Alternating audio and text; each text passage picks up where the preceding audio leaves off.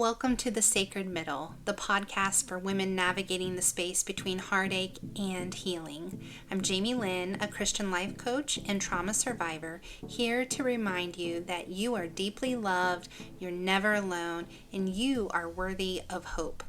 Hello, friends. It is good to be back together again.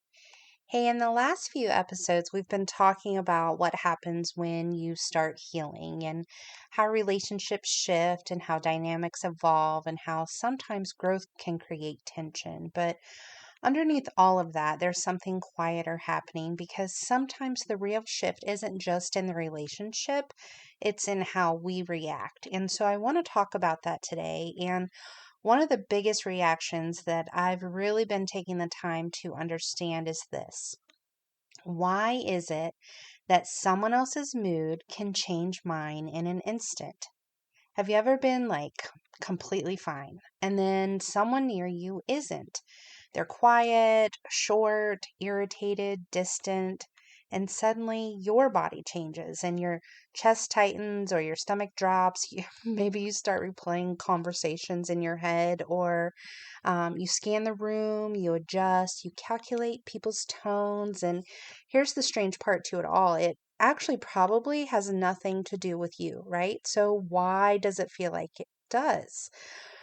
For a long time, I thought it meant that I was just sensitive because that's a label that I've kindly been given. But I've been learning something differently the last few years in counseling and classes and training. And it's this that our nervous systems learned something long before we ever had language for it. And for me, it wasn't just one moment growing up, it was repetition. It was growing up in a house where moods mattered, where tension could be felt before it was ever spoken, where I learned to read my mom's face before I asked for anything, um, where certain silences meant withdrawal, or certain tones meant distance, certain stress meant I needed to become really helpful, or maybe I needed to run and hide and play out in the barn on the farm.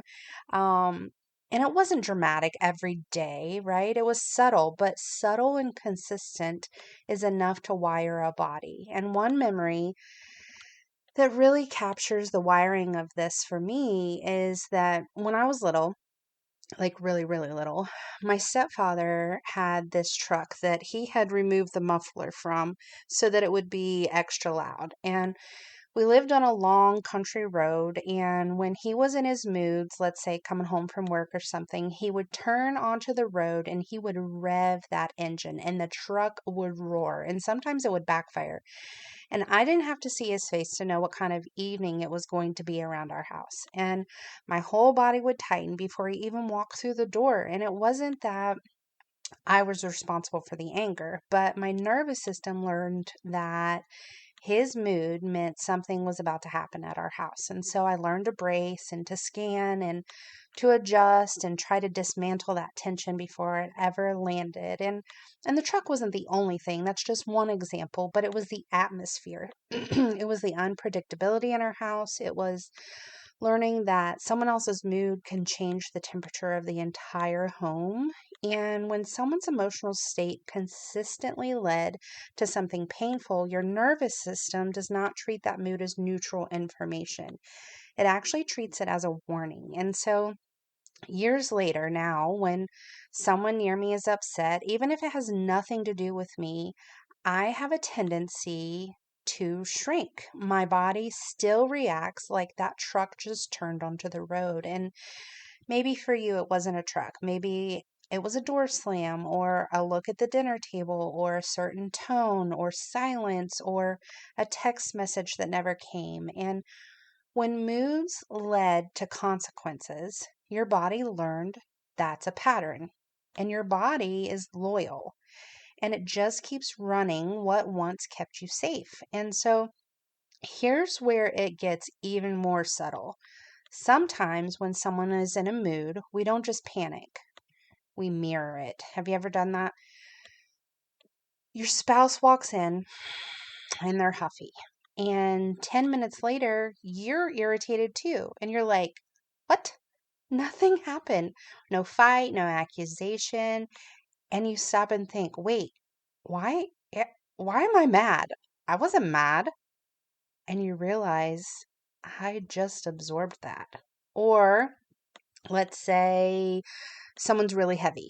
They're really mopey, and all of a sudden you feel down. But nothing in your day changed. The only thing that changed was proximity to this person. And it's not weakness, okay? That's a nervous system trained to track emotional shifts as if it were data. And sometimes when we match someone's energy, we aren't being empathetic, we're being adaptive. We are sinking to survive.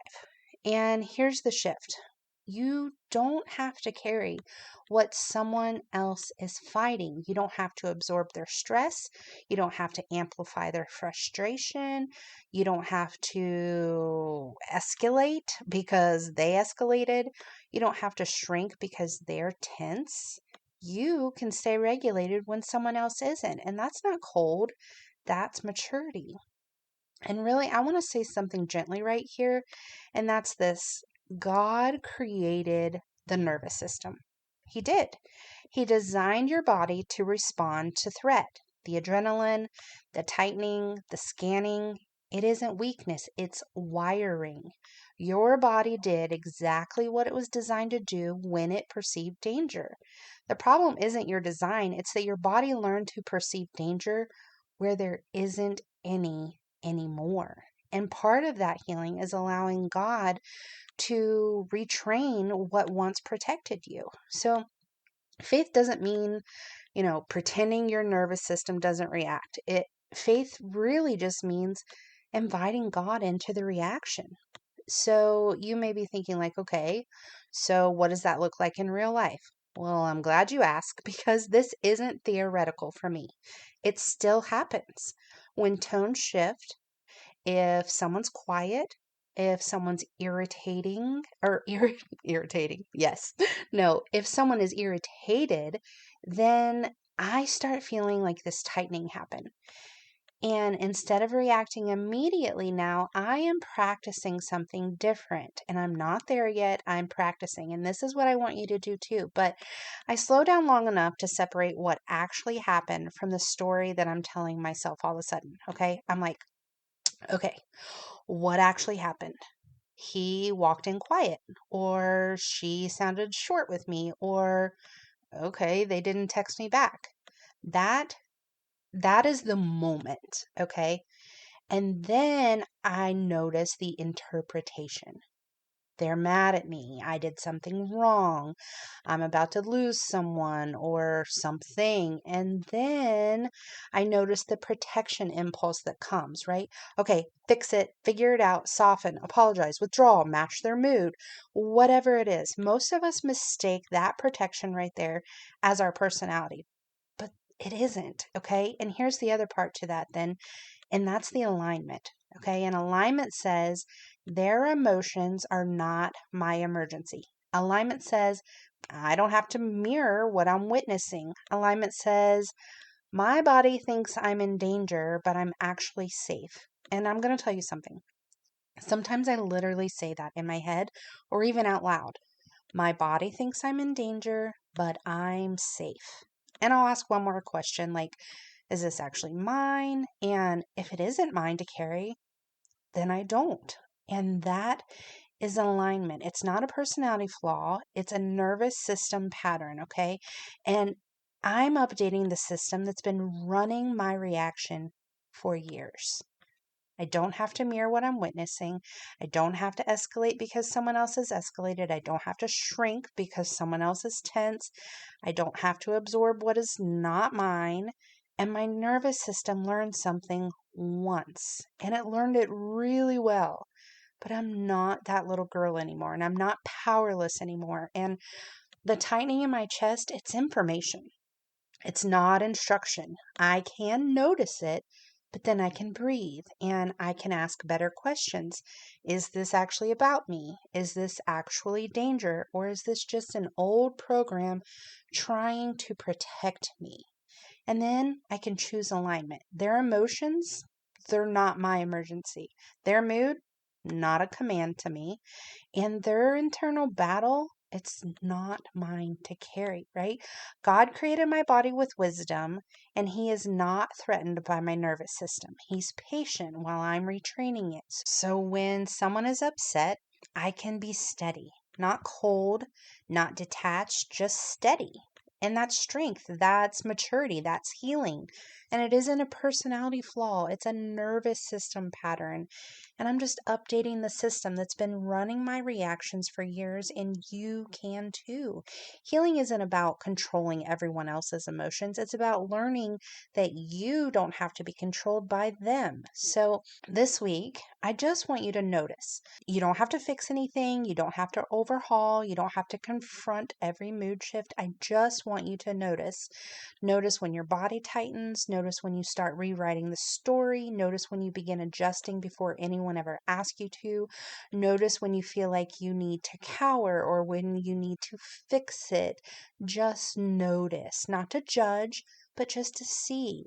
Because awareness is the beginning of freedom. And I'm telling you, when you start noticing this pattern, you can begin to change it. And steady doesn't happen in a day, it happens in moments, one moment at a time. So all I'm asking you to do this week is just take the time to notice when you start reacting to someone else's mood. Okay? All right. I love you, ladies. I will talk to you soon. We will be together next week.